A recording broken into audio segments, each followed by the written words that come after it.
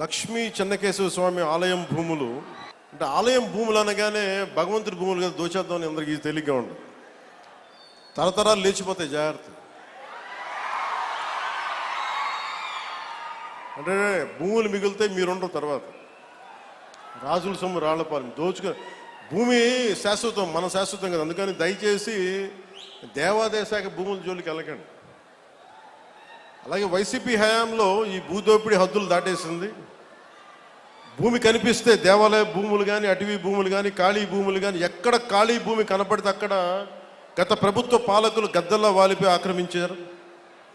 దేవుడి భూములను కూడా అక్రమంగా రిజిస్టర్ చేయించుకున్నారు. ఈ వ్యవహారం మీద ప్రభుత్వం దృష్టి సారించింది. ఆక్రమణకు గురైన దేవాలయాలు భూములు తిరిగి వెనక్కి తీసుకునే ప్రక్రియని ఇప్పటికే ప్రారంభించాం. దేవాలయ భూములకు రక్షణ కల్పించే బాధ్యతను కూడా కూటమి ప్రభుత్వం తీసుకుంది. అలాగే వెలిగొండ ప్రాజెక్టుకి నాకు నిజంగా చాలా సంవత్సరాల నుంచి, గత 15 సంవత్సరాల నుంచి నా కోరిక ఒకటే, నా ఆశ చెప్తున్నాను. మీరు ఇక్కడ పారిశ్రామికీకరణ జరగాలి, ఇండస్ట్రియలైజేషన్ జరగాలి. ఇక్కడున్న యువతకి, ఆడపడుచులకి ఉపాధి అవకాశాలు ఎక్కువ మెండుగా పెరగాలి. అందుకని ముందుగా నీళ్లు కావాలి ఇక్కడ. వాటితో పాటు శ్రీశైలం నుంచి కాకుండా ముందు వెలిగొండ ప్రాజెక్టు కనుక అయిపోతే మనకి పారిశ్రామిక అవసరాలకు కూడా మనకి నీటి సరఫరా చేయగలం. దానివల్ల ఉపాధి అవకాశాలు మరింత మెరుగవుతాయి.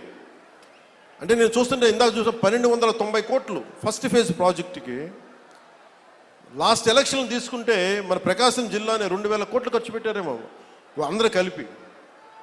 అంటే ఒక్కొక్క నియోజకవర్గానికి 150 కోట్లు కూడా ఖర్చు పెట్టారండి. అంటే డబ్బు ఉంది ఇక్కడ మన ప్రకాశం జిల్లా. కాకపోతే అది ప్రజలకు వెళ్ళట్లా, పైపైన జరుగుతుంది. మీరు కనుక నన్ను నమ్మి మన కూటమి ప్రభుత్వాన్ని నమ్మితే నాకు కొంచెం సమయం కావాలి. మీ తరపున పోరాటం చేయడానికి నాకు కొంచెం సమయం కావాలి. అందుకని ఉపాధి అవకాశాలు మనకు వచ్చేలాగా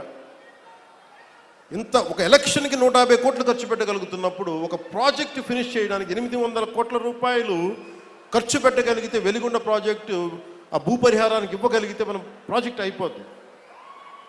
కానీ వాటి డబ్బులు లేక ఇట్లా అయిపోద్ది. దానికి ఏంటంటే డబ్బులకి ఆశ పడకుండా, మీరు ఎన్నికల్లో డబ్బులు పెట్టుకొని గెలవండి, అభ్యంతరం లేదు. కానీ మీరు గెలిచినా, డబ్బులు పెట్టి గెలిచినా కానీ ప్రజలకు ఉపయోగపడేలా పాలన జరిగితే అది నేను దాన్ని కూడా వదిలేయచ్చు. అలాంటి పరిస్థితుల్లో తీసుకెళ్ళాలి అంటే ఈ రోజున పొలిటికల్ ప్రాసెస్ డబ్బులు పెడితే తప్ప ఎలక్షన్లు గెలిచే పరిస్థితుల్లో లేదు. కానీ డబ్బులు పెట్టి ప్రజలకి సేవ చేయాలని కోరుకున్నాను. ఎందుకంటే ఉన్న లోపల వ్యవస్థ చాలా లోపలికి వెళ్ళిపోయింది. డబ్బు పరంగా చేస్తే తప్ప ఎలక్షన్లు రావాలి.